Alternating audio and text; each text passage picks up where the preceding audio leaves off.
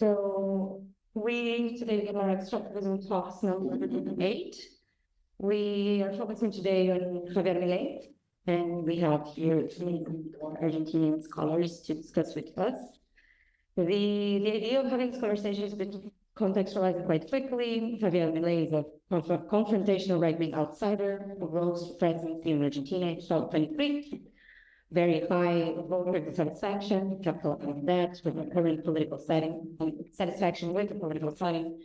The country has been facing economical crisis at least since 2018, with endemic inflation, currency free fall, increasing poverty, lack of employment, all factors that has been accelerated with the pandemic.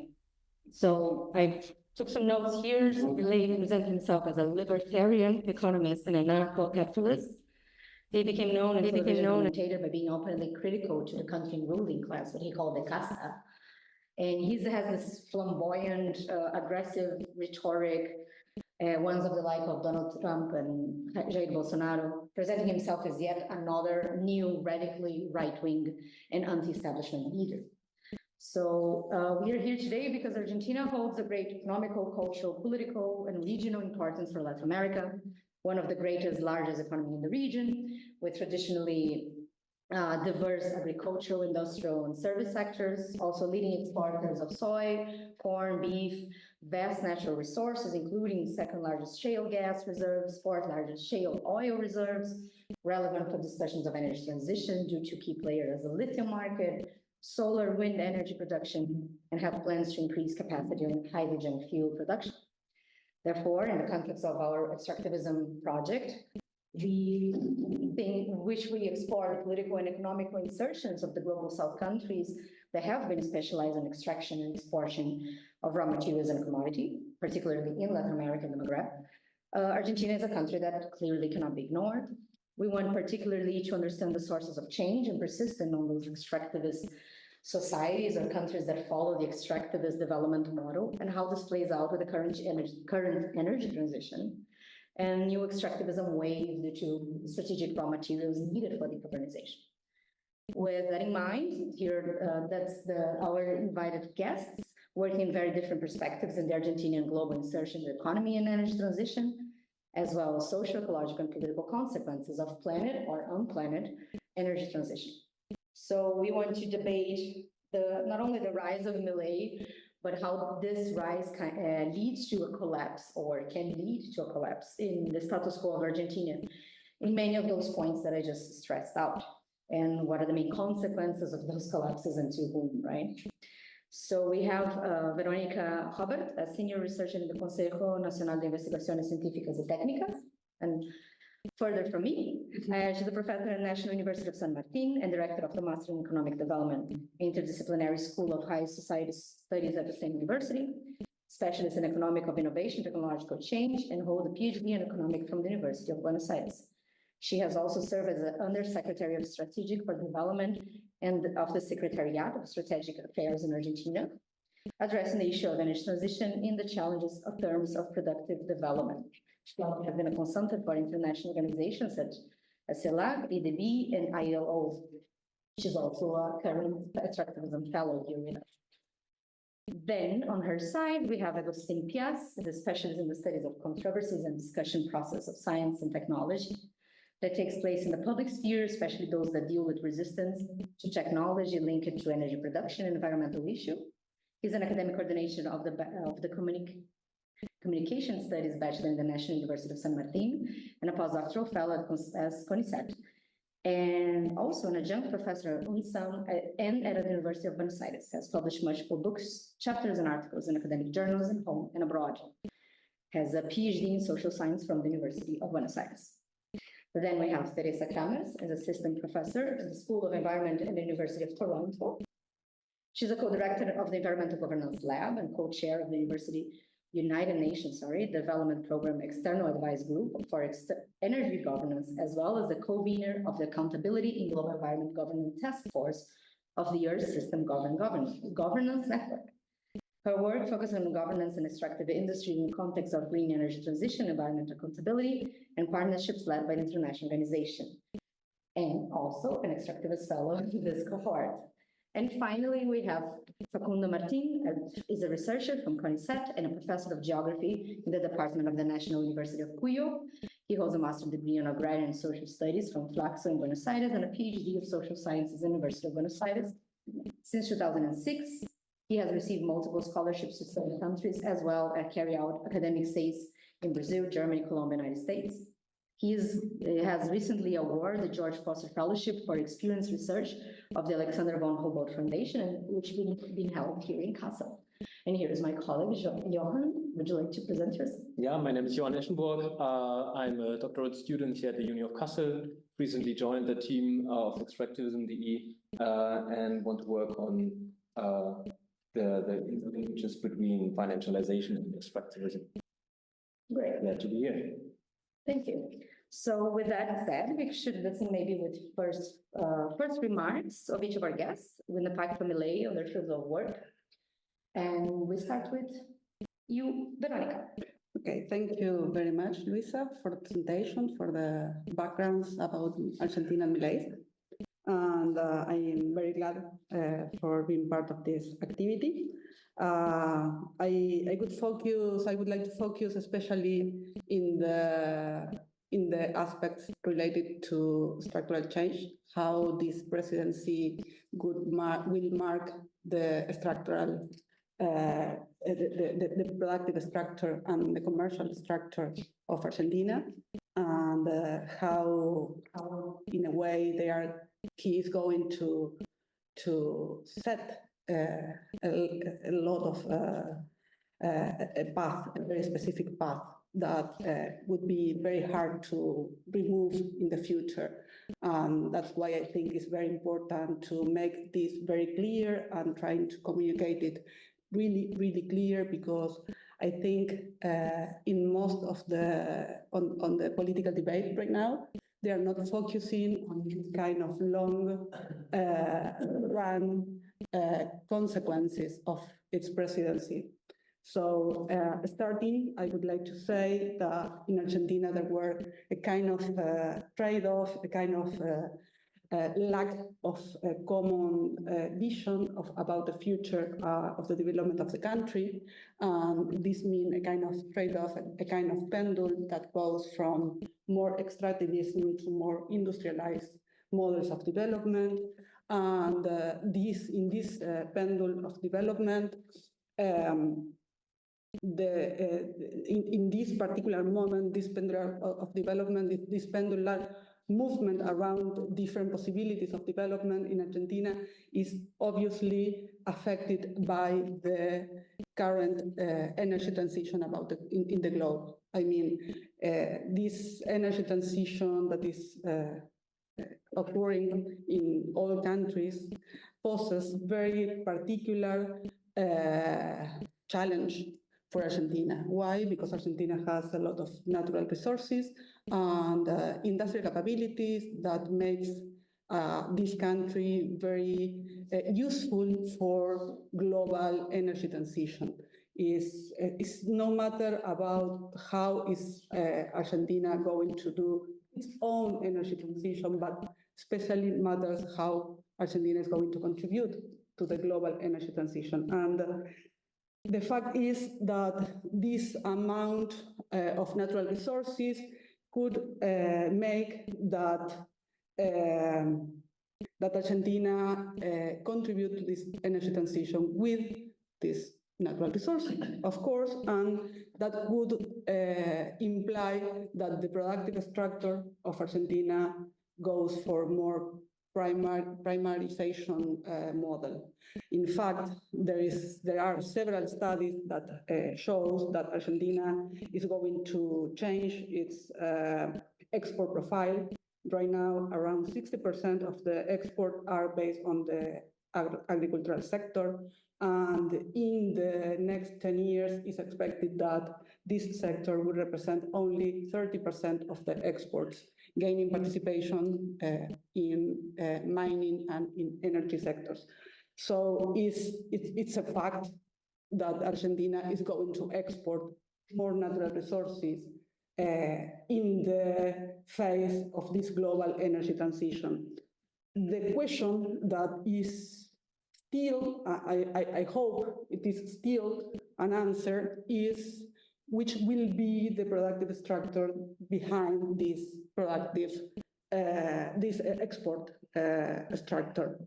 I mean, in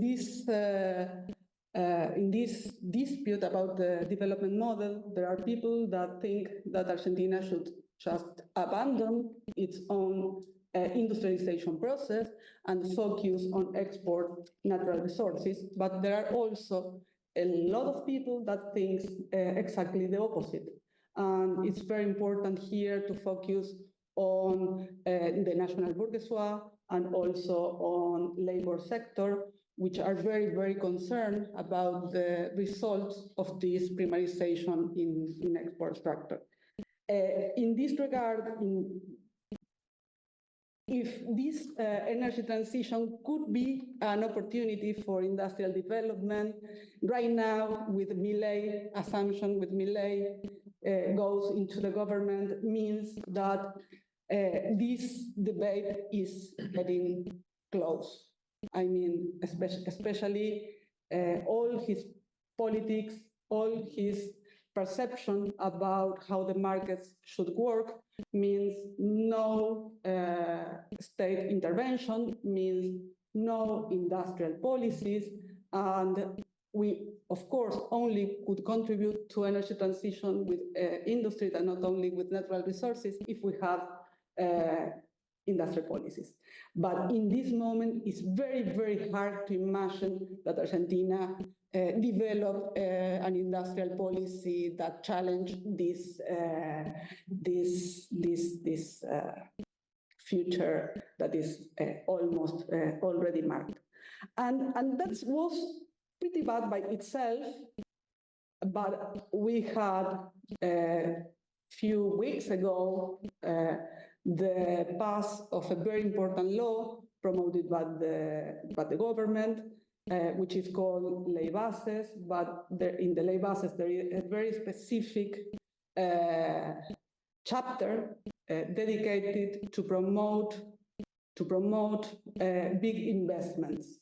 And this charter, I would say, is the sentence of death to any industrial model behind energy transitions, behind primarization of our industrial or of export. Why? Because with this model, which is very focused on extractive industries, not only, but very focused on extractive industries, he will get I would say, the material basis for the main macroeconomic issue of Argentina, that is the lack of dollars. So he do that not only because he wants an extractive model in Argentina, but because he needs the dollars for overcome the main macroeconomic problems of our country. So in this regard, just for putting one example, and I'm going to finish with this,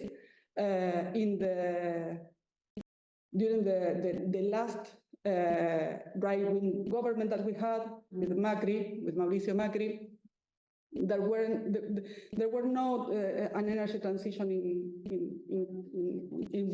movement in this moment, and in that moment, Mauricio Macri gets the dollars from the IMF with a huge debt.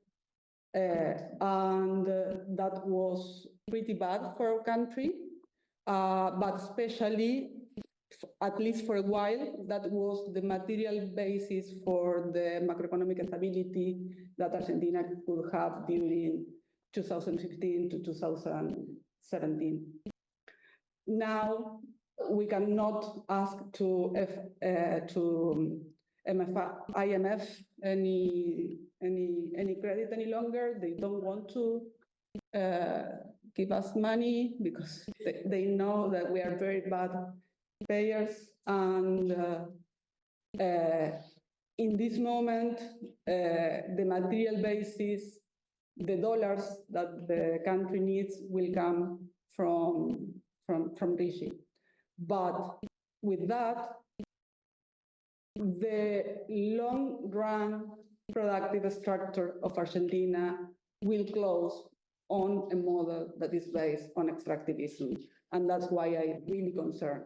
And finally, the last thing I'm going to say, I say there are a lot of discussion about Milei, but this is, I think, is quite obscure. It's not very present in public debates.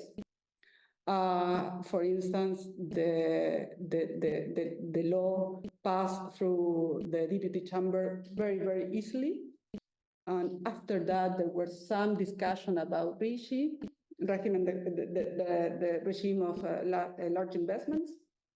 And I think we should discuss more about these long-term effects. Thank you, Veronica. From an economic perspective and this discussion of pendulum of development, we find interesting.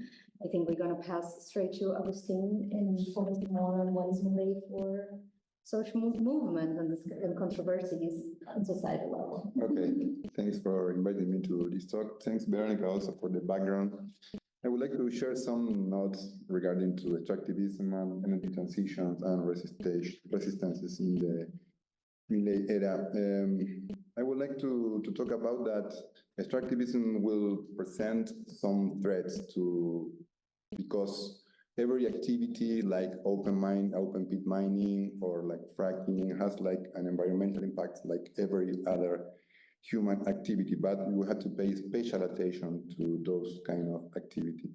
That in the last years have driven to an equal distribution of risk and benefits that they were identified, but we could solve that problem. And I think if we are going through a path to extractivism, that threats may become harder. And the other thing is like we should try to avoid the commodity dependence. As Veronica said, the entrance of dollar to the country were very closely attached to the soil exportation and other kind of commodities, but we should try to avoid. So we have, at the same time, we have some opportunities because Argentina, in the context of the energy transition, has a really big potential for renewable energies, solar, wind. But the idea, at least for one sector of the country, is like try to develop technologies, not just buying those things already done, just develop technologies to foster like renewable energies in Argentina. And the other discussion is like the wise use of the natural resources. But I think it's a big deal. We couldn't solve in the last year. This is not just for Milei, but Milei politics, at least, as from my point of view, will deepen those inequalities.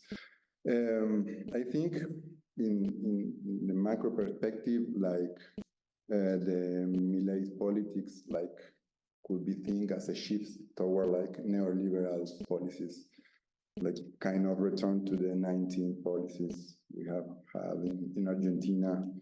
And because it's public and known, like he put the market over everything. No, it's the market, of course, over social welfare, of course, over environmental protection. And there was like a really good quote. You can find it like if an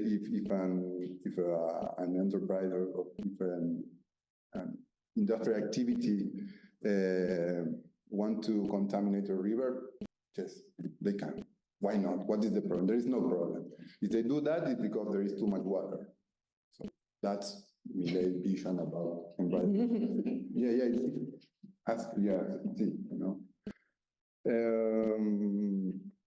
On the other hand, we have to see what's going on with the public sector regarding to the fostering technologies and industries, because Milei is not planning to, well, he's against the state, no? He's not planning to support state investment.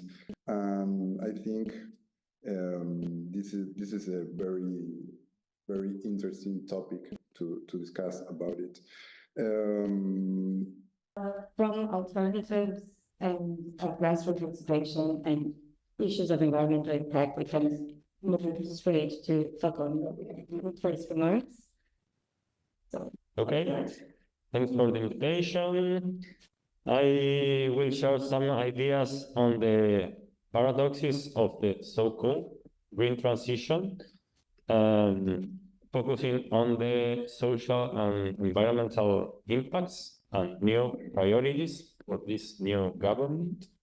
So I would say that the only one index that Milei has in mind is to have no more inflation in the country, which was our main intern concerns, the main topic for the society.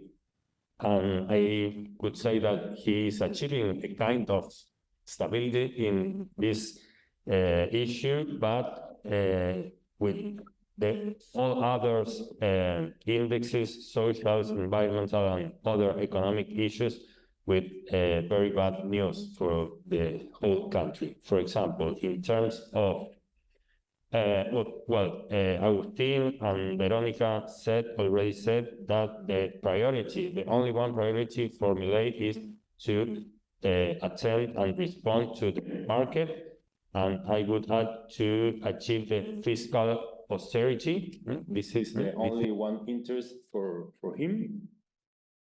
He has been doing a dramatic state shrinking or downsizing, with half of ministries that we have in the previous government. For example, we have no more science and technology secretary, we have no environmental minister, we have lots of relevant for most public interest ministries, we have no more. I was saying that the social indexes were very bad. For example, we have less and less social investment in public policies. Milei is a very anti-poor person. He have no idea about what is a country with poor people. And we have the half of the population in Argentina in the poverty. So this is a big problem, because we have a president who don't understand and don't want to understand what is living in the poverty and how to overcome that situation. But he's also anti-state. He have to destroy it. He wants to destroy the state in his own words. So we are in a very complicated situation. Regarding the other social indexes, we have an increasing unemployment, public and private, every day more and more unemployed people. We have low incomes for families, especially for those who were poor yet, so they are now more poor and poorer. I said that we have half of the populations in the poverty, and more than 70% of the kids in poverty. We have increasing indexes regarding malnutrition and hunger. So it's a very deep social crisis. Regarding the environmental issues, we have no good news as well. Argentina, as Agustin and Veronica already said, we have an extractivist model from years and years, but this new government will already have deepening the problems regarding the environmental governance, controls, laws. For example, in the first, he passed Decreto de Necesidad de Urgencia was the first, and he takes out a law regarding the control over the property of land, which was not so operative, but was important in order to have any mechanism and information about who owns the land in the country and in specific zones like frontiers zones. He has changed as well the labor law regarding to make more easy to fire people from public and private sector, especially. And he also, I said that he downsized the Secretary of Environment, and now depends on another ministry who has nothing to do, any interest in environment. So the final goal is just to facilitate through the RIGI, the new investments in the extractive industry, with giving all the power to the extractive industry and the corporate lobbies, with no any power to the public agency. Milei is also known by being a climate change denier. So that's, for me, it's eloquent and enough to talk about environment, because he has no interest in environment. He has the idea regarding the mainstream economic, or not mainstream, but marginal economic thinking about to put in price for all part of nature, that will be the solution. That's the saying that he had about the river. So the river is polluted because the price of the river is not correct. So yeah, I think that I want to make a comment on a more conjunctural topic regarding the soybean exports, but because the farmers who produce soybean are speculating with Milei regarding the devaluation for the dollar. So the country needs the dollar. We have lots of soybean, but they don't want to sell because they are pressing to have a better price of the dollar. So the economic crisis is not yet exploded, but we have in the future month more news. Could I add something to what he says? Very short. It's very interesting what you say about the interest on Milei on markets and their denial on environmental issues. And but I think it's quite natural to think that way, because he doesn't believe in climate change, but he does believe in markets. So he's going to put a carbon market probably in the near future, but not because he's interested on climate change and a way to avoid, because he sees in this a business opportunity. We could discuss that more. I put it here on my notes, this idea of entering climate change by pressures of market and not by subscription to mitigation. So I think maybe we'll listen first to Teresa remarks, and then we can go back to the topics that we share. So again, thank you for the invitation, and I'm going to start. I'm in the University of Toronto, and I've been living outside of Argentina for many years. So I'm one of those, I think social scientists call them inside outsiders. So I'll start sort of with this positionality statement. That's a very Canadian way of starting my introduction.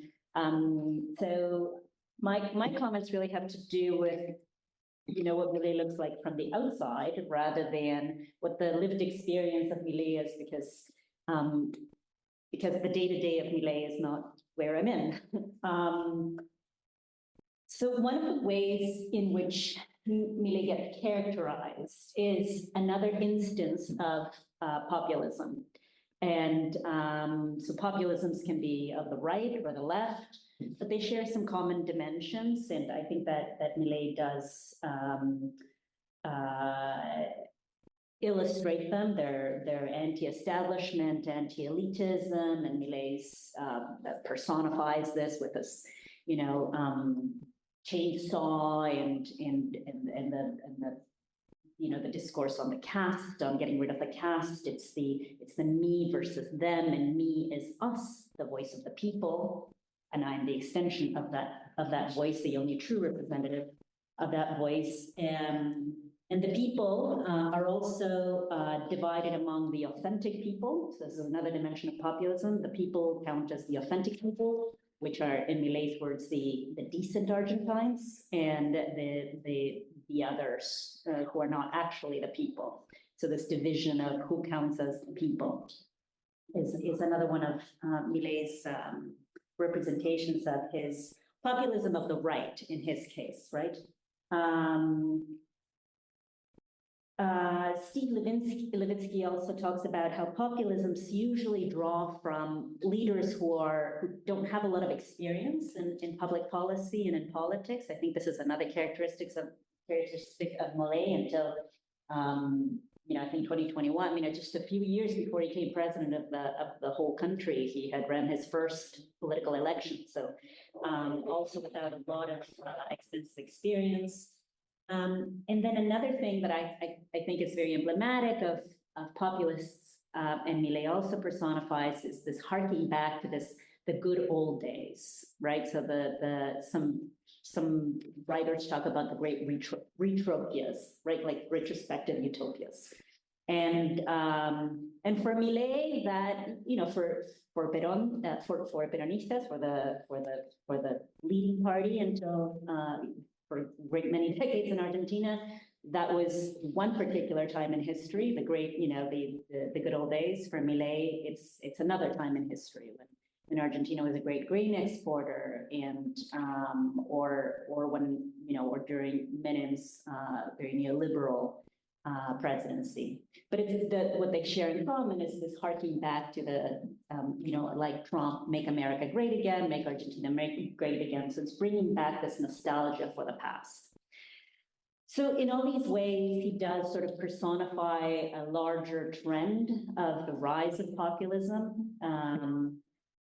And having just said that, I want to kind of squash it a bit, because populism is usually, I'm a political scientist by training, and it's often sort of a lazy explainer, right? So it's the populism in power. So rather than think about the sort of explain all of 21st century Latin America as resting on the, Mileis or Bolsonaros or Correa or Chavez or Maduros, I think it is important to look at, when I think this is very much the objective of this project, is to look at the interplay of endogenous and exogenous conditions, and what are the spaces that they create for the rise of Milei. So what does Milei actually personify, rather than focusing on Milei as the person? Although they're very interesting, right? Because they're usually very clownish, and like they catch a lot of airtime. It's much easier in the media to make visible somebody like Milei or Trump than it is to actually talk about structural issues that underpin the rise of Milei's. So I think it's important to, in the context of an extractivism project, to really think about what are the barriers that characterize an extractive state, and how does Milei fit into that discussion. And then the last thing I would say about what is the broader trend here is,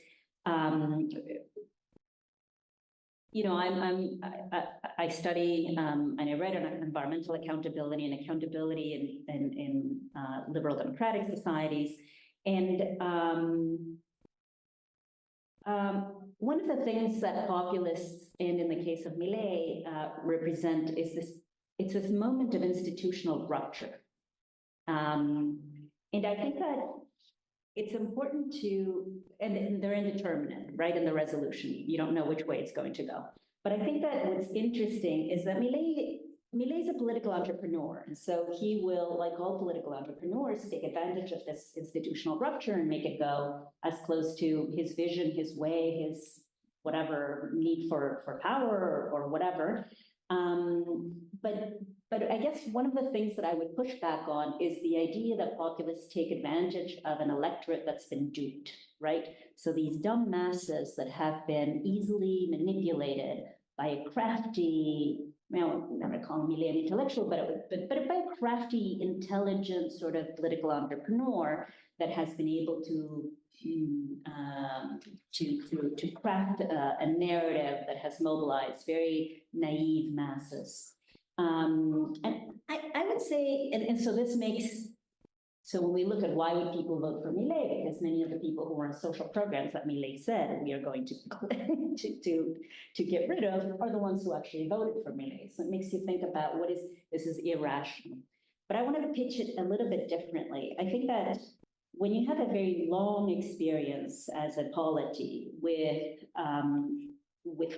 persistent failures of accountability, regardless of the branch of government you're dealing with, so vertical or horizontal accountability, vertical accountability between society and the executive, or your legislators, or horizontal accountability between the judiciary and the other branches of government, it becomes a lot more rational to think about a person, great man politics, that, and it's usually a man, that emerges and wants to strike a bargain with you in a dyadic accountability relationship.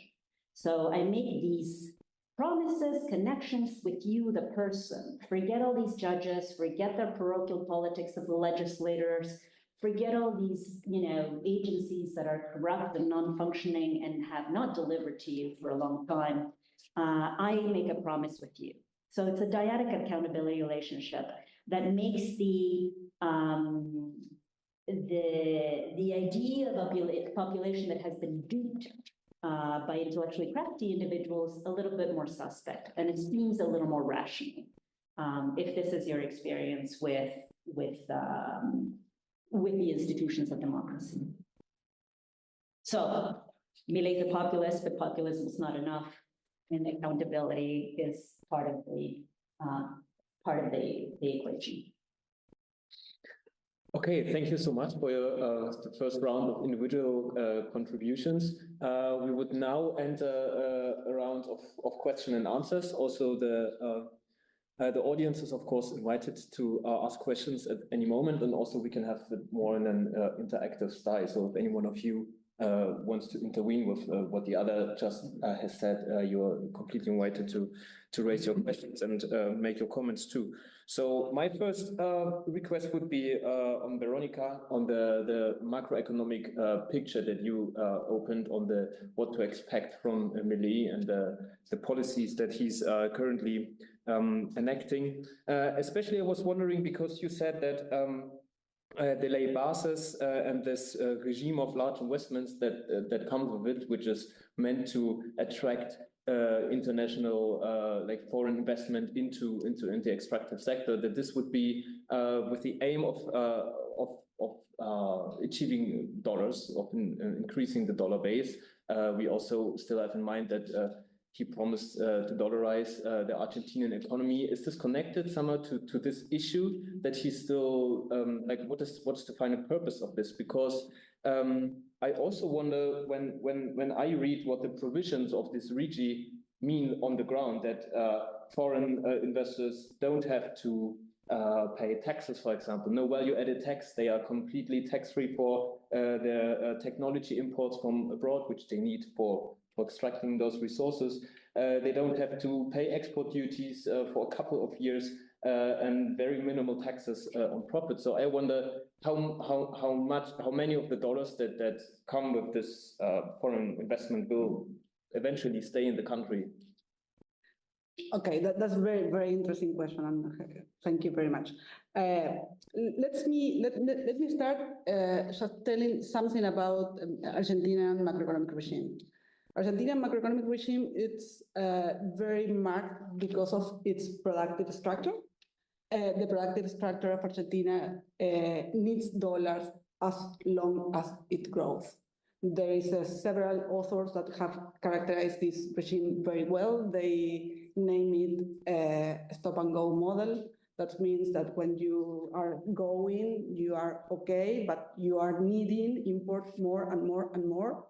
And eventually you face with a balance of payment crisis that means a huge devaluation or a devaluation to some extent, and that means that you are able to reconstruct your internal economy. So the lack or the scarcity of dollars in Argentina is it's a very it's one of the main characteristics of this macroeconomic regime. For avoiding this issue, the last governments, I mean from at least 2012, Peronist, and then also Macri, and then Alberto Fernandez put the currency controls. They avoid that there were free trade of currency, and that was quite awful to a lot of investors, foreign investors, that bring money to the country, but they are not able to take it back. So these currency controls were more and more strict. Yeah, strict during the years, because the lack of dollars become more and more problematic. In this context, a very common ask that investors ask to the government is, let me take out my dollars eventually. And that's in the last government, the Ministry of Economy, Massa, that was also the candidate to presidency, start to look at different kind of situation in which big investment can take the dollars again to the countries. And that was the main claim of the investors. And of course, it is in the region. And in this context, a lot of investment stops. We have at least 80, there are several also estimations, there is at least $80 billion in investment that did not occur because this currency control situation. And they were desperate, waiting for a different government that moved these controls away. And RIGI means moving away controls for big investments.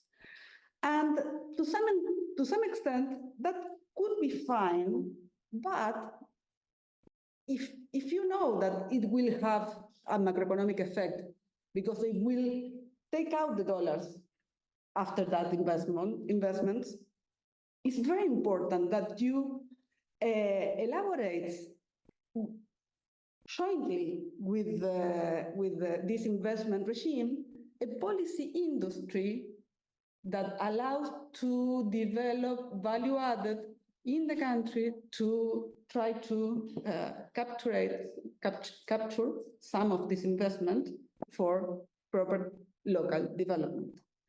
In this moment, you have this RIGI that they give this possibility for the big investment. In fact, there is something that is quite terrible that allow to the investors do not make a deposit with revenues of export in the country. They can export and put the money outside, not even bring it in the, you can, I mean, this is purely extractivist. Yeah. This is purely extractivist. But that's not the only thing. After that, you also give them the possibility of import whatever. So that's very against industrial capabilities, local capabilities. And you also give them a lot of tax, how do you say? Credits. Tax credits. Tax credits, yeah, tax credits. There are a lot of tax credits. Incentives. See, exactly. And the big question is, do this investment need all these benefit? They are working on very profitable sectors. They already made the decision plans because they were waiting for a change in the government that changed this current situation, but they don't need to give all these extra incentives. That means a lot of problem for the government, that makes a fiscal deficit a big flag of his government. Yeah, and that will remain for the next government. Exactly, they will remain for 30 years. They will remain for 30 years. And I mean, for instance, in mining. Because the concessions in mining are that. In mining, it makes sense because the projects are very long, but they're given the same benefit to steel industry, a very mature industry. They given the same incentives to, and this is very interesting, to technology sector. And do you know why technology sector is in the regime? It's because he visited Elon Musk. He visited several entrepreneurs in Silicon Valley, and he promised them that Argentina will be a kind of regulatory paradise of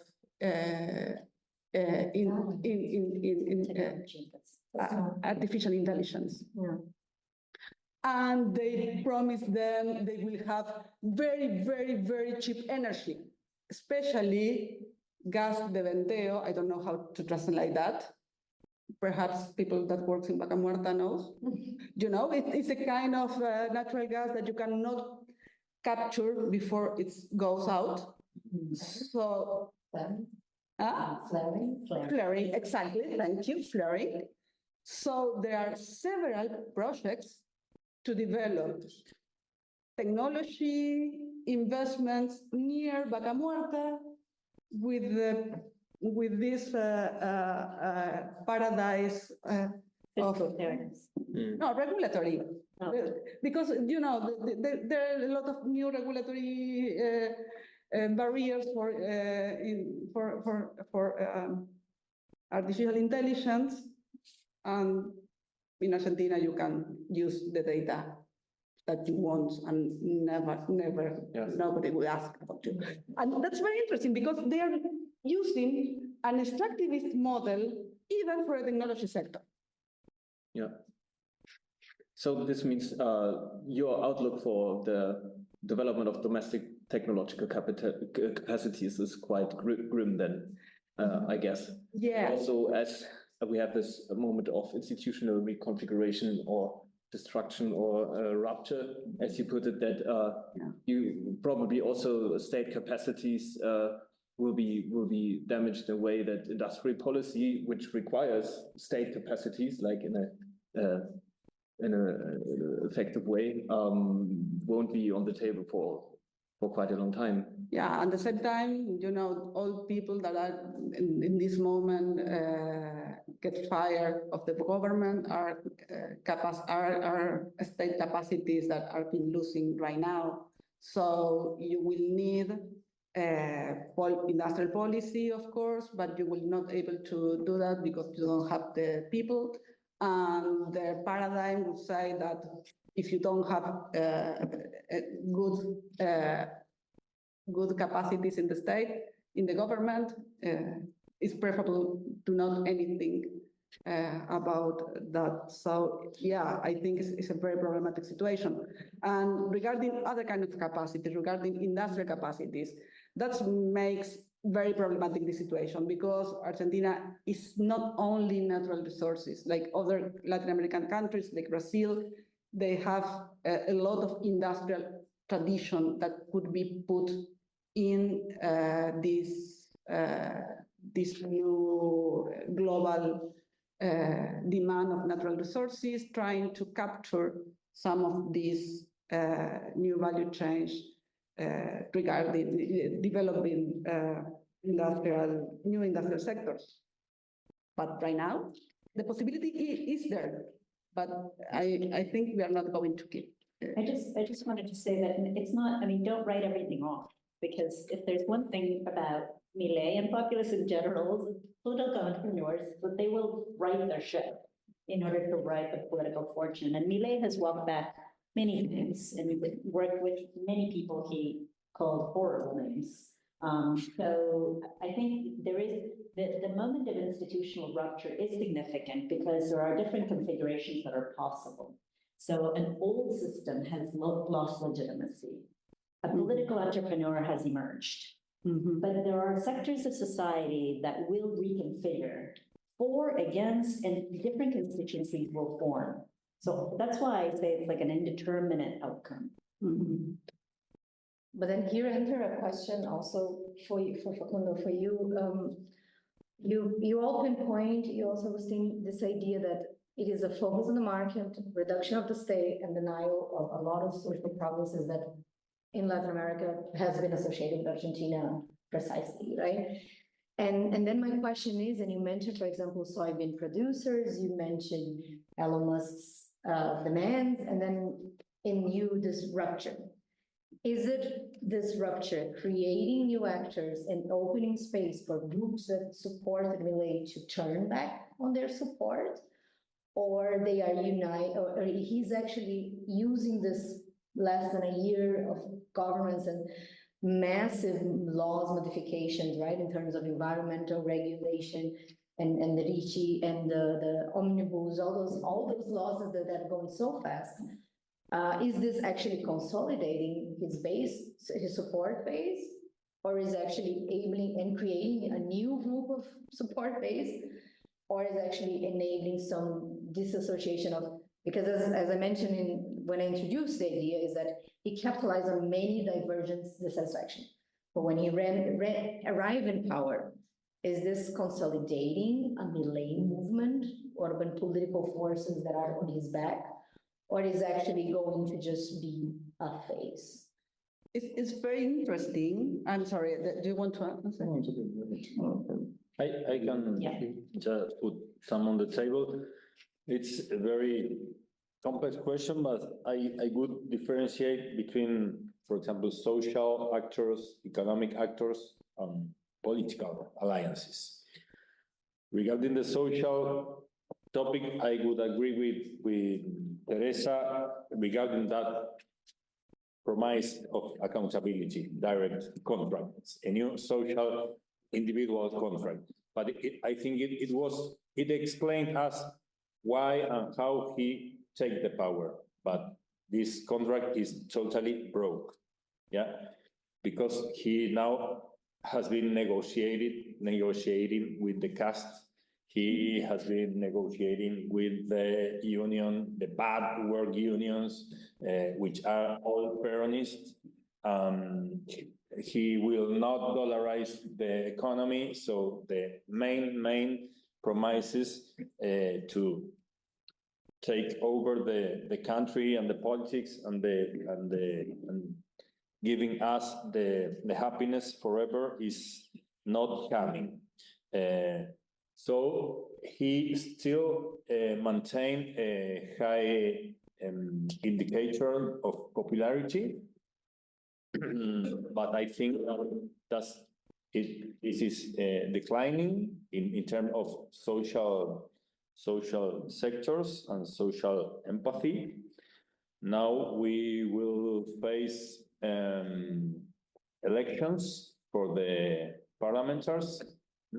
So this is a very political and critical issue, and he is also losing some political alliances. For example, Macri is taking some distance, and the party of Macri, the PRO, is in the middle of a big crisis because part of the party is with Milei and will be in the same new party that Milei is building, but Macri will be in another way. So in the political configuration, initial configuration will be changed facing the next year. And this, I think, will be critical for Milei's hegemony.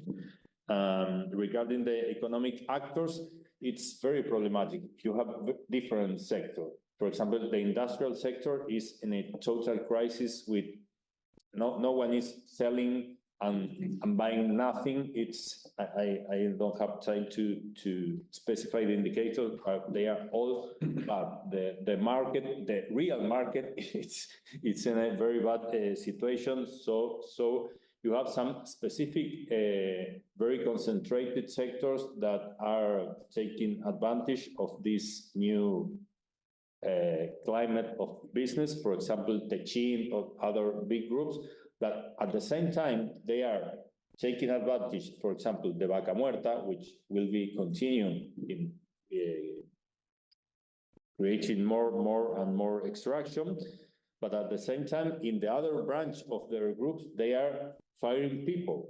So this is problematic also for Milei, and he wants to, these businessmen don't do that, but they do because they have the power to do, and they know that Milei has not too much power to manage.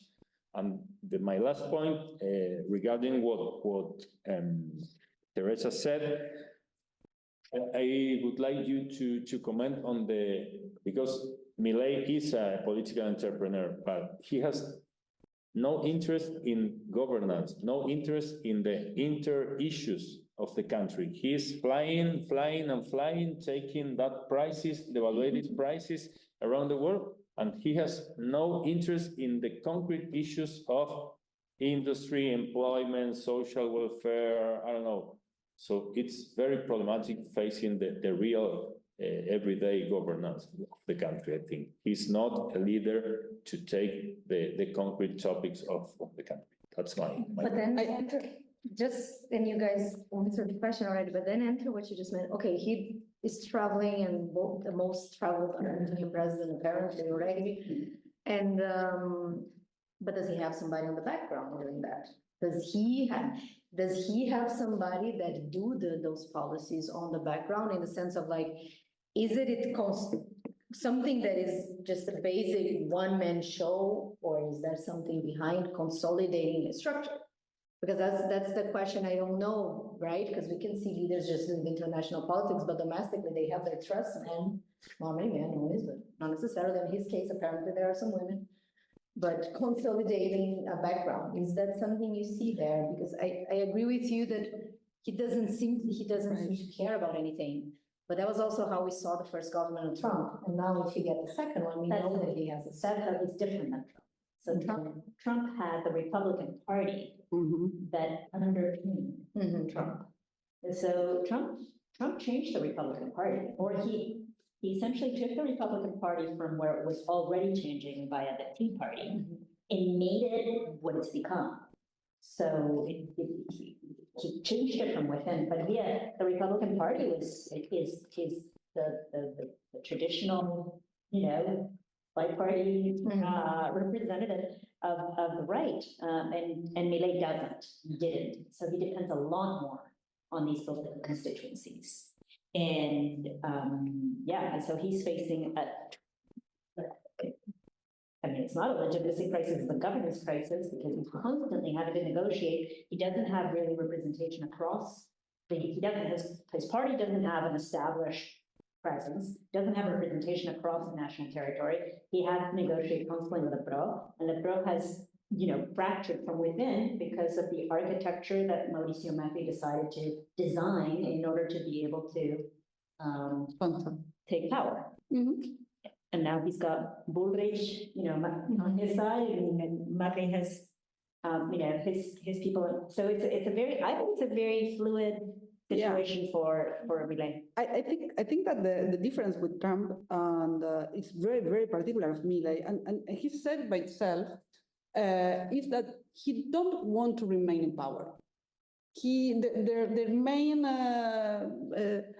what he wants to do, the main goal of him is to transform Argentina. He wants to be a presidency that will be remembered.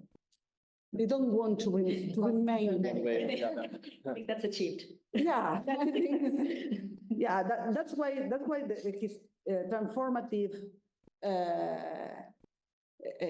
is very aggressive with transformation, because they need to do it as soon as possible, because they don't want to spare some for the next presidency. They want to do everything now. They don't know.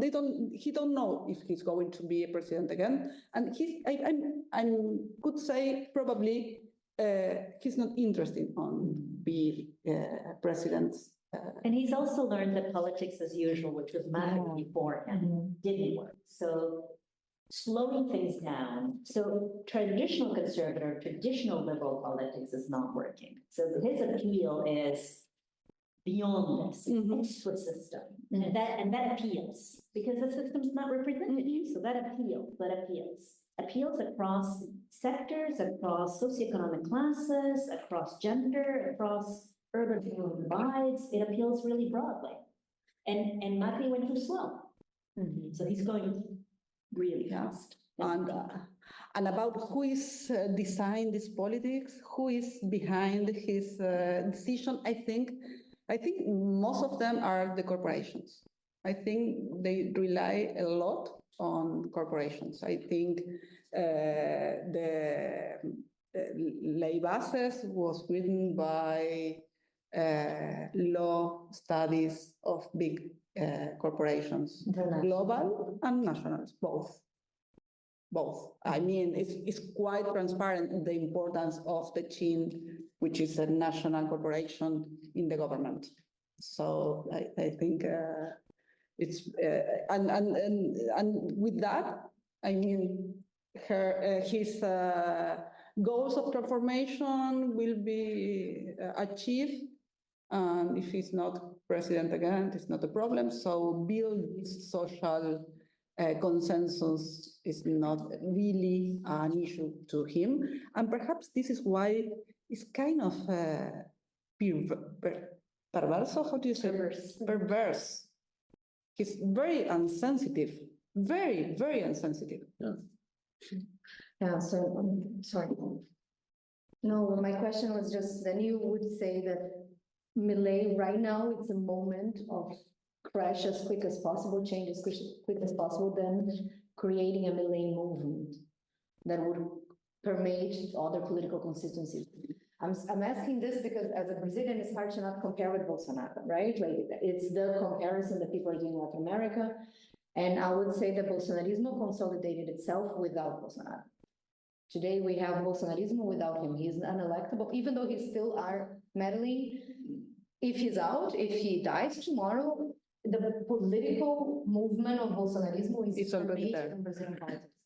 Would you say that is a way in which Milei is consolidating, or no? When you say that he wants to transform quickly, it's exactly the opposite. I'm not sure. I was wondering about the contract that you were speaking on, and I would say that the main contract with the voters is inflation. I think if they can achieve their inflation goals, they will get this.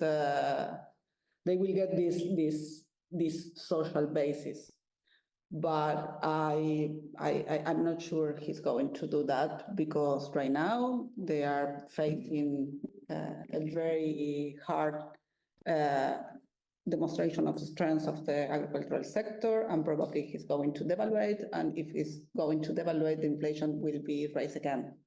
Yeah, I would add not only inflation, but also like economic welfare, you know. Is inflation is zero, you have no inflation, but you can buy things. It's like when you. That's why we have no inflation. We don't know what. We are decreasing inflation. People don't buy things, as Facundo said. Yeah, but if he can reduce inflation rate, even if this is with cost of unemployment rate, it would not be a problem for him, because unemployed will be just few against a massive population that are benefits from a low inflation rate. All right, we are having a question from the audience. Actually, I'd like to push the debate for more or less what Lisa was telling about Brazil, but bringing it to Argentina. I would like you please to go for an analysis, if you can, about social forces in Argentina regarding the last, I don't know, 20 years or something. How did we get here with Milei? Because you have been talking about the political arrangements that are Milei possibility to govern in a few years or staying in government right now. But as you said too, inflation is the main enemy of Milei's government right now, and it comes from a huge process of Argentinian economic erosion that is related to the distributive tendencies in Latin America, and Milei is also correlated or associated this rise in stream right in the global scenario. So I'd like you please to explore like the relationship that social forces in Argentina have with all other social forces in the world concerning the rise of the far right and relating it to the experience of Argentinian economy in the past few years. I want to answer part of your interesting question. I want to say that inflation was the main concern of the Argentinian society, but now the main concern moves to unemployment. Recently, the last surveys shows us that the inflation is not more the main concern. It's within the first, but the first one is unemployment, and that's the turning of page probably of the performance of the social expressions. I would add as well that it's not easy to answer because social forces could have a political and organized expression or not. In the case of Milei, it was massive and intersectoral. So poor people in the north of Argentina voted to Milei. As well, rich people, middle class, exhausted people with, I don't know, 12 years of Kirchnerismo. So it was very different expressions and enojo, hungry people that Milei offered, I hope, a different narrative, I think. But I also think that this is in a turning point because of the economic issue. I said that the inflation was the problem, and now we have 1,000% of inflation, and we have 3.5 million poor in Argentina. So it's dramatic. And I said last week that we have a very famous site in ex-Twitter, Arrepentidos de Milei, people who voted to Milei, but now they are not more conforming, and they are questioning and challenging Milei, and publicly saying that Milei was not that what they hoped. Other takes on that question? I would just add that it is interesting that there is a, with Vox in Spain, and with Italy and with like, there is a general fraternity of it's a weird ideology, right? Because it's not really just libertarian. It's libertarian, but also anti-human rights.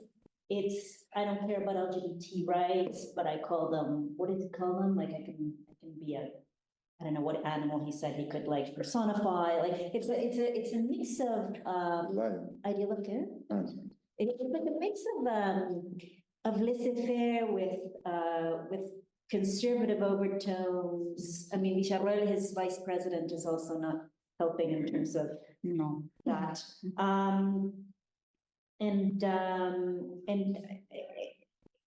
I find it, there's a populist moment, but I find it concerning when this ideology starts to kind of coordinate transboundary coordinations.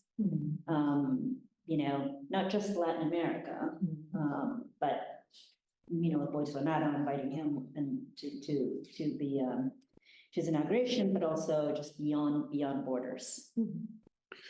Yeah, in this sense, I would like to add that there is a problem with the system, with capitalism at the global level.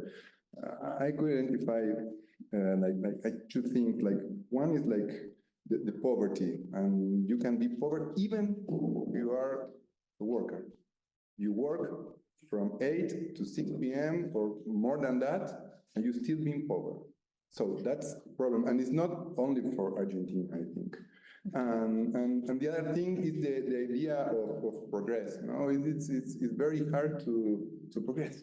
You work a lot from Sunday to Sunday, you work and you do a lot of things, but you can't buy a house, you can't do what you want. And especially for the young generation, I think this is a big problem, and I think this exceeds Argentina. You can see that also in Latin America and also in Europe. It's very hard. You work a lot and you can buy a house or whatever you want to achieve. And I think it's a trouble that we are facing nowadays. There's a question again. Yeah, I can read that, which is related to the recent question. How would we assess the foreign policy of Milei, both in the region as well as internationally, also given the different and contrasting right-wing political agendas in different parts of the world, having in mind also the rise of the right-wing parties in Europe? So it goes in line exactly with what we were just mentioning.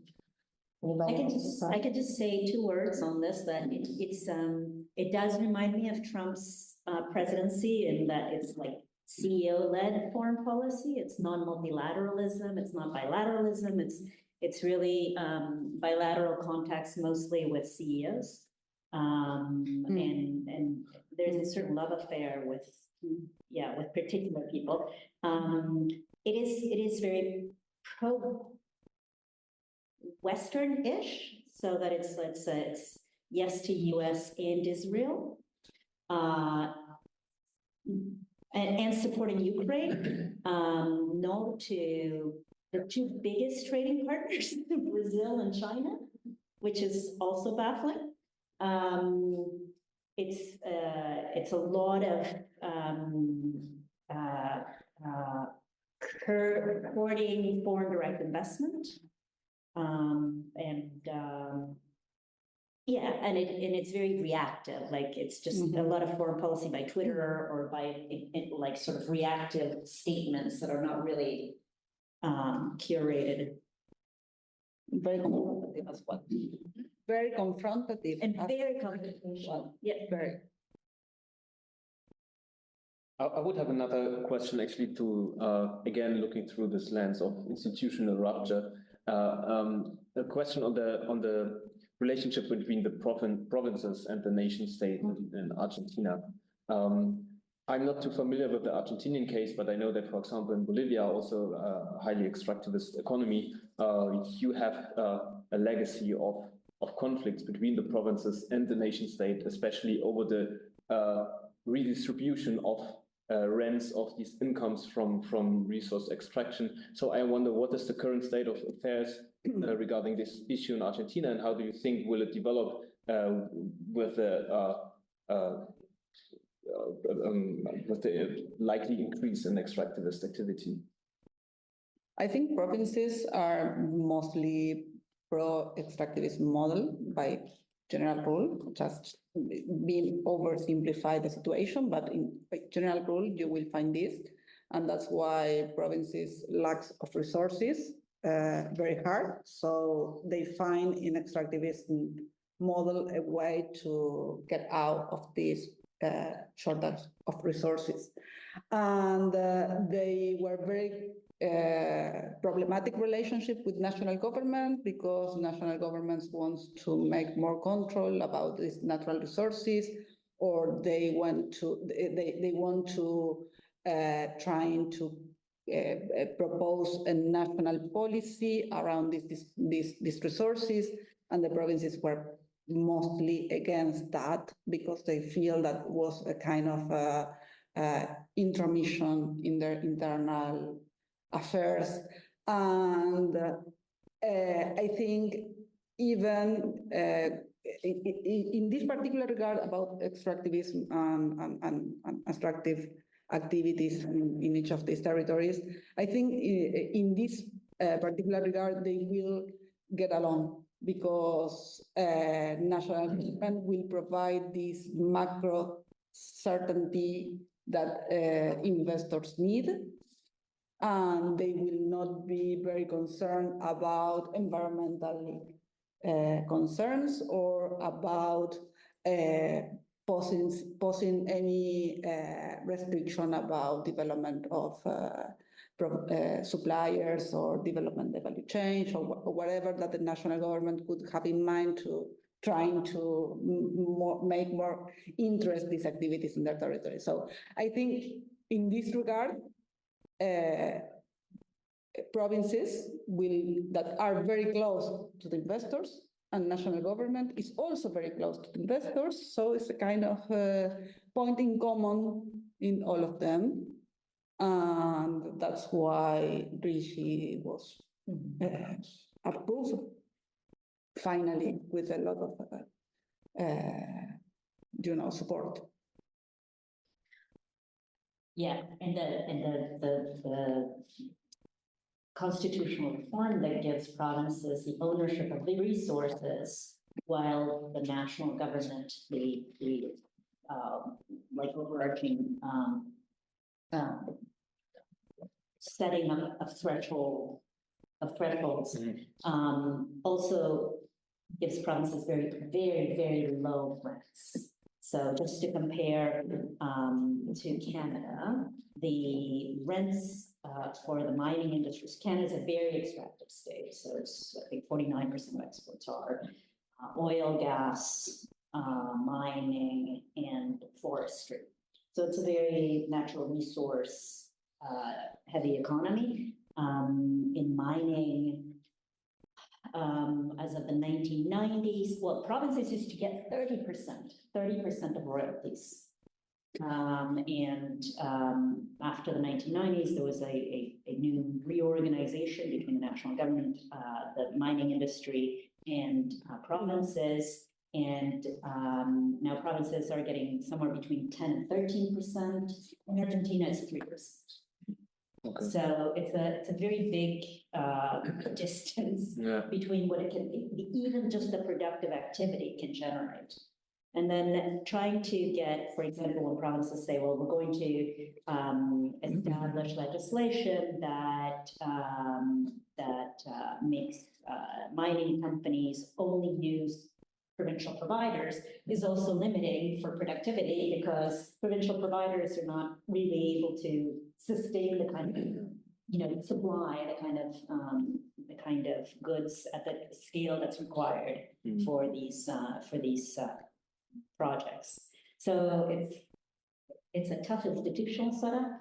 It's a difficult problem to untangle. But it's a very different problem to untangle if you want a national development around this sector. If you just want very extractivist activities, I mean, I can see governors very happy with the national governments not asking nothing. That's what I mean. It's very, but at the It's very- level, it's very difficult to actually have something different. Yeah. Unless you want to walk back and say. Yeah, more or less, the because national government can because it should help that national government coordination should. I mean, I'm sorry. It's supposed to help that national government coordinating is a good idea, but provinces don't want this national coordination. And they feel that a national government that is only focused on macroeconomic issues is good to them. Regrettably. I would add that we have the natural resources owned by the provinces, so they want to attract direct foreign investment and the national government as well. But the provinces also live from the basic Keynesian schema from public investment for infrastructure, obra pública, especially, and housing, for example. And Milei cut all of these resources to the provinces, so they have a very deep crisis regarding this. And I would add that in Argentina, we have the population very, very concentrated in Buenos Aires. Almost half of the voters live in the provincia of Buenos Aires, and there you have one of the most radical opposers to Milei, which is the governor of the province, which is a Peronista, Kicillof. And this would be complex for Milei governance schema because the voters are almost there as well.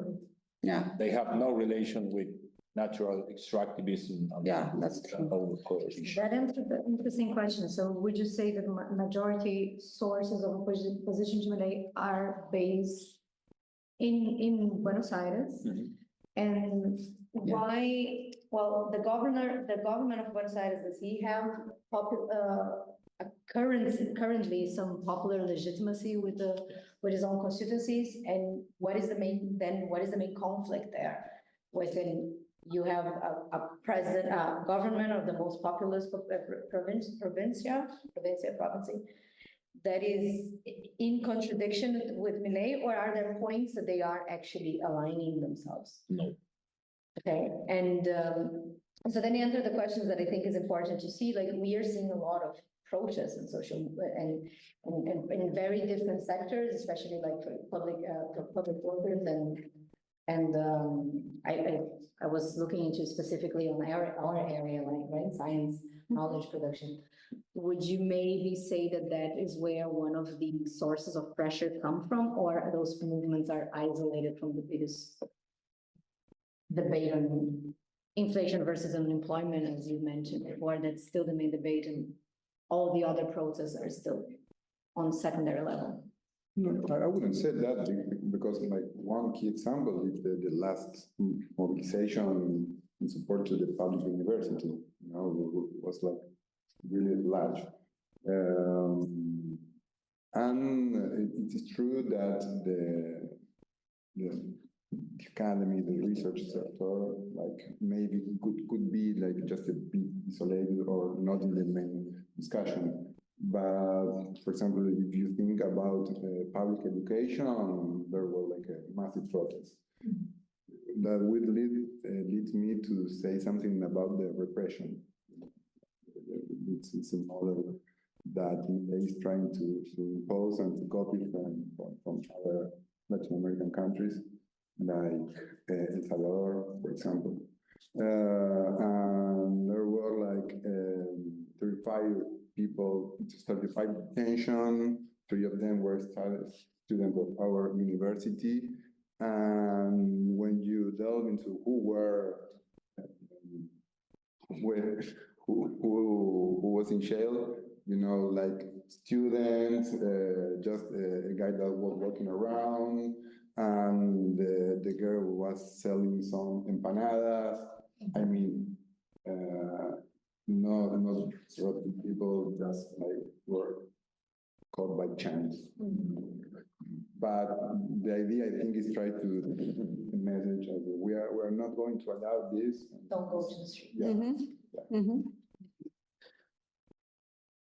I would say that I could identify at least 4 social sectors that I think would have some protagonism in the near future. As Agustin said, the educational public sector has, I think that the science, it's relevant, but it's more a corporative claim. The university demonstration exceeded by large the idea of just I want to be educated, and it's like a value for the whole nation. So it was the most important and produced a damage to the legitimacy of Milei. The second is the unemployed people or the informal economy. We call popular economy, that there are lots organized people working there, and they are also demonstrating. And the other is the worker unions that are the less mobilized so far. They are more in a negotiation attitude with the government, but I think that they are having some discussions inside, and we will have in the future some probably different groups there, and also the feminism. It's very important, but these 4 sectors have been criminalized by Milei in the television all the time. So we are trying to understand how to rework this legitimacy facing the rest of the society, the organized social forces. There was more questions, right, from the audience? Yeah. I have one. We still have one. Perhaps provocative question. When we take the global picture, I think what becomes quite clear is that on the background of the energy transition and global changes, our democracies and the political system and the institutional settings come to their limits in challenging political claims being expressed by the population. As you mentioned, the segments in the population are quite diverse. So people from everywhere supporting populist movement. That's a definition of populism. But I think here's the question: is it not only a success of Milei and of all kind of popular movements or populist movements in the world, but also at the same time, and even to a larger extent, a failure of existing political movements, of incorporating the claims and pushing for institutional changes, and also for advancing democratic procedures towards especially lower segments of the society. Yeah? So that the global energy transition already produces exclusions that are no longer integrated. So what we see is perhaps a perverse politicization of a new precarity. And what is the state of Argentina within this picture? I want to say something. So I completely agree. This is as much, if not more, the loss of legitimacy of parties that were supposed to represent a voice that's excluded, as it is the win of new parties that didn't exist before, or populists of the moment. I think that Alexandria Ocasio-Cortez in the United States has often, and her caucus of the progressives have often complained about in a bi-party system in the United States, it's very hard to get elected if you're not a Democrat or a Republican, and she's often voiced this complaint of, if you're not delivering on promises, you can't keep asking me to go back to my district and ask for the votes.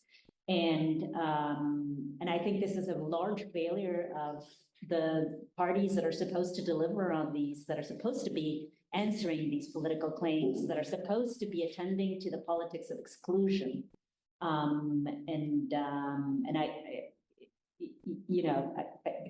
This is not in the quest for power. This is not getting analyzed deeply enough and persistently enough. So I think that's a huge failure. The lack of renewal and the lack of progressive renewal within the left. Mm-hmm. So, Anybody else wants to add up? No, I would add regarding the energy transition in Argentina, I think that the Peronist government have that nostalgia about the abundancy of the energy and the people have the right to access to the energy. So the management of the energy prices was not as good as that was the problem inside the last government. I think that we have to update the global picture on energy transition because we have more than expecting rely on the natural basis for us. just one more thing I was going to say, that I think that to your point, the legitimizing of precarity based on a sustainability transition is an important debate to put on the table. It's an important debate to visualize because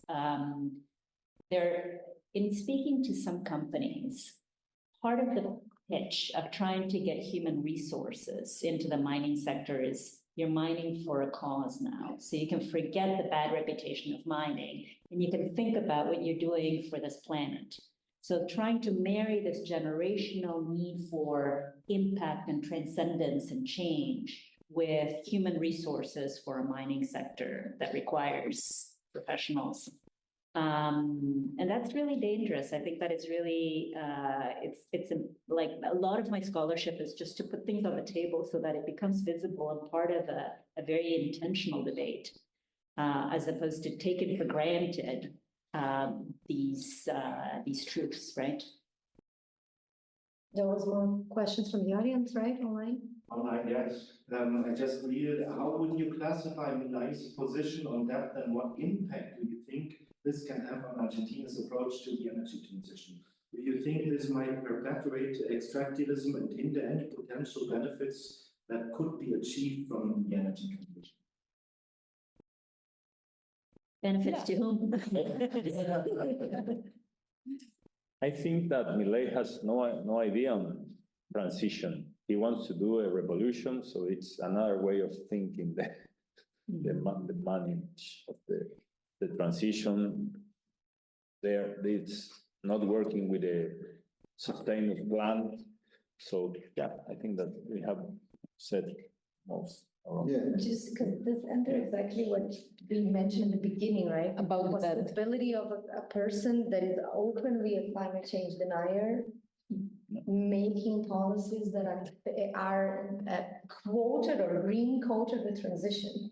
So that would be an interesting point to debate, right? How the market is driving him to green code certain, as I say, mining for a reason, or would you say that this is not the case? He doesn't green code it. No, He no. talks about the investment potential. Yeah. Let's just ride this wave. Whether climate change is a leftist, like social weird Ideology. statement, ideology. And let's just take advantage of the fact that it requires some lithium. And to some extent, it's a problem.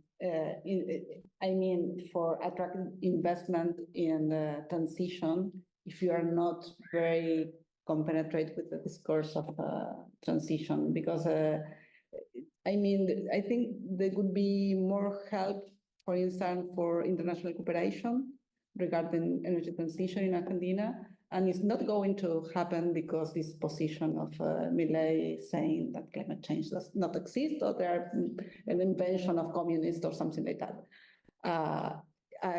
I think it's in contrary of his own interest. And now with No. You wanted to make a point, no? No. I just was thinking that, for example, it's not clear what Milei thinks about transition, no? But he will support lithium or lithium batteries, not for decarbonizing the planet, just because It's a good business. It's a good business. It's business. If it's business, it's okay. And if it's business, I really serious about that. If it is a business to keep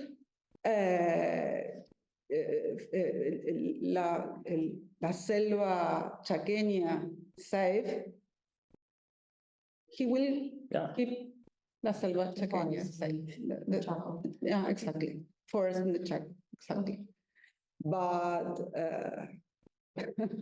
if it's not, which is most probably, I mean, market is not well designed to keep environmental assets. So climate change is already a market failure. So looking to the market in order to be able to fix this. But I was also wondering when Martin mentioned this, because does he really, or has he mentioned before the idea to establish carbon markets or something?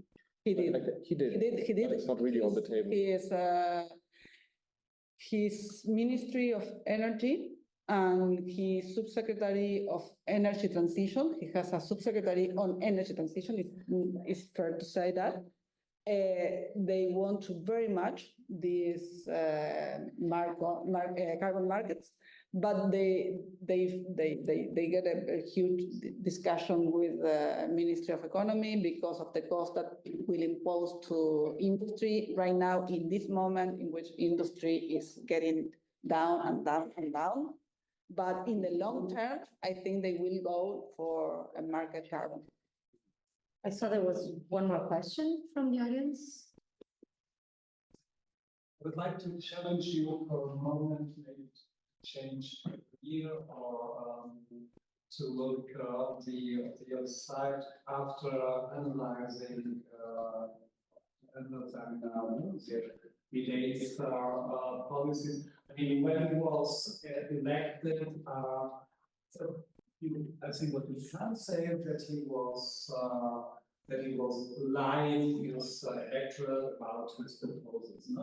From the beginning, he said, no, we will wander around, we need 2 years, and now the economy, well, we have to apply this shock theory, have to talk public spending, questions, need for investments or so on. No, it's the IMF textbook policies.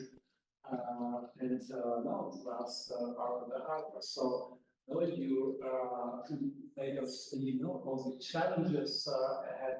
But if you were elected, or if you were in this position, or in a position as a policymaker in Argentina, what are really the potentials to stop this collapse? No, this the title of the talk. But no, of course, the collapse started with Milei. We have at least a decade of economic collapse. So, what is the potential of the Argentinian economy, also the Argentinian social, political system to reverse the situation and to take off from this? Apparently steady, continuing decline or may I start? I think that after more than 10 years of having almost no growth at all, Argentinians are in a very, very, very, very, very low autoesteem. I mean, we think we are not able for nothing. And that's why it's personal belief, I mean, but I think that's why several people vote for Milei.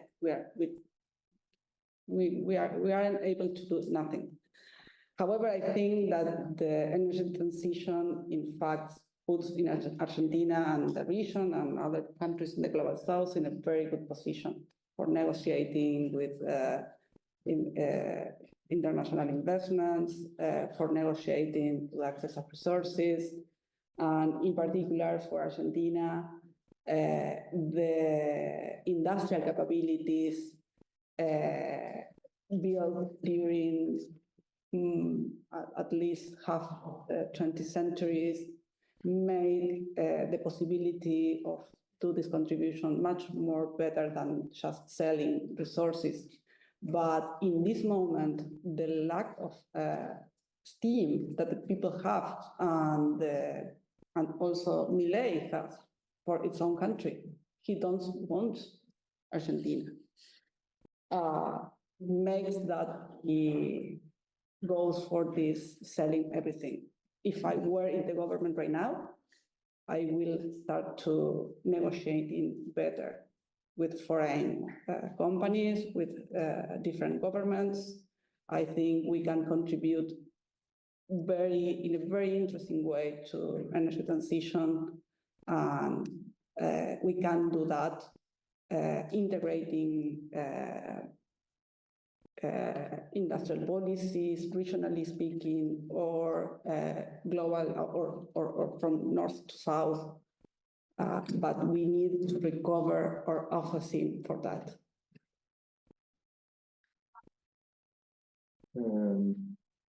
Well, I would like to add that more than, well, the Argentina has like industrial capabilities, but also have a lot of human resources that we have to defend. And I think that the state has an important role in that. For example, I've been studying like the nuclear sector in Argentina. And in the 90s, like the investment in nuclear sector like went down a lot. A lot of projects were closed, and a lot of people retired. In 2006, Argentina tried to finish the third nuclear power plant. They were looking for human resources. Where are the human resources? Where is the guy who knows how to run it? Okay, he's retired. He's like, I don't know how many years old, and they had to look for them and to put in activity. Again, when you broke something at this scale, you won't see the damages the next day. Maybe you won't see the damages like 10 years later. So I think that why this discussion is very important. And that's regarding to industrial sector, but also to the cultural sector. There's been like a huge battle regarding to the cinema industry. We have like INCA, that is it's a national institute that supports the makers in Argentina of audiovisual production. There were like the finances and closed. And when you saw El Secreto de sus Ojos, it's a great movie, Nueve Reinas, a nice movie. Well, it's not just come out of the blue. It was like years of investment and doing a lot of movies, good, bad, but that's the process. And the private sector is not able, they don't want to invest a lot and see maybe if in 10 years I can get the money back. So that's the role of the state. So there was one more question, and then maybe we'll listen and we can do our final remarks. I would just add that I am only optimistic regarding football. Copa America especially. We were very lucky in penalties. The question? No, thank you. I'd like to come back related to the environmental issue. Most countries in the world, including Argentina, have committed with specific climate targets under this idea of the nationally determined contributions within the government. Has Milei government said anything about this? I mean, is he going to keep the agreement? Has he said something specific on this, telling that he's not gonna keep this agreement? Or, and just another brief reaction. I mean, if Argentina keeps the economic plan, I don't hope so, but I mean, if paradoxically can become in the greenest president in the world. Yeah, of course. If we don't produce, we don't emit. I would say that Milei, as we said, is a climate change denier, so he has been taking distance of all those climate governance because it's just cultural Marxism. And more than that, 2 or 3 weeks ago, he ordered to the diplomacy to move away from the Agenda 2030, which is more, I don't know, low politics on environmental issues. So they are questioning all this governance around national contributions because the first and only main topic is to receive direct investments and no expenditures on that issue. So no limiting for the industry, no limiting for the extractive industry. So yeah. I heard that he not directly from him, but from Daniel Scioli, which he is right now In charge of the environment. Exactly, and he sent him to say the following: first, that he actually do not deny the climate change, but he doesn't believe that climate change comes from human activity. So there is climate change, but it's nothing to do with climate activity.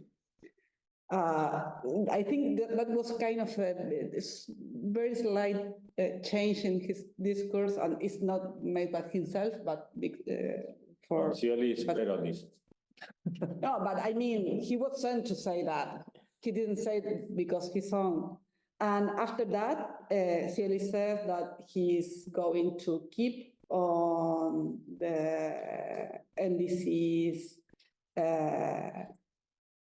framework, and he's going to honor its the commitments in He's gonna keep going. Yeah. The Paris commitments. yeah.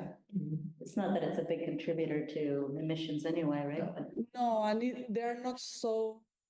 It's that they have a specific target. I mean, this is evaluated every 5 years, so Yeah. it has a specific target.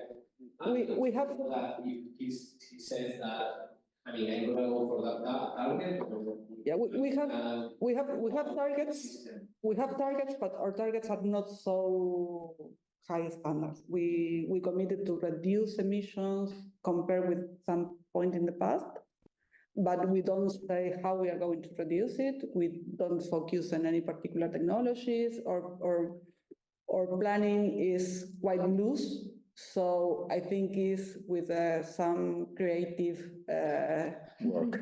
well, that's why the policies on the books matter so much, right? Because it is, you can make these NDC commitments, and everyone has, but the policies in the book are regressive in terms of emission reductions. So if you're walking back legislation, but it's going to actually protect ecosystems or lower emissions, that's a better indicator of compliance with the Paris Agreement. Yes, it's interesting and paradoxical because I mean, if you look at the past, we would have said more emissions in the past. It's not technology, but recessions. Yeah. Time is what you would say more emissions. Paradoxically, it can be developing other strategies for reducing emissions, but if the economic decline persists, he may be the greenest president in At the cost of the whole population. because of the recession. And having policies for the environment. And pandemics do that too for a little bit. Yeah. Would we have some final remarks from each of you, or You're satisfied with the discussion? Any final points you'd like to make? Just to thanks for the discussion. It was pretty interesting to talk with you about Milei. A little bit depressing, I'm gonna say, but I learned, so thank you. Any other? Yeah, thanks very much for the space, open discussion. Great. Wonderful. Then thank you so much for being here discussing with us, Martin, Veronica, Augustine, and Teresa. Thank you so much to the audience in presence and online for this debate on Milei and the future of Argentina.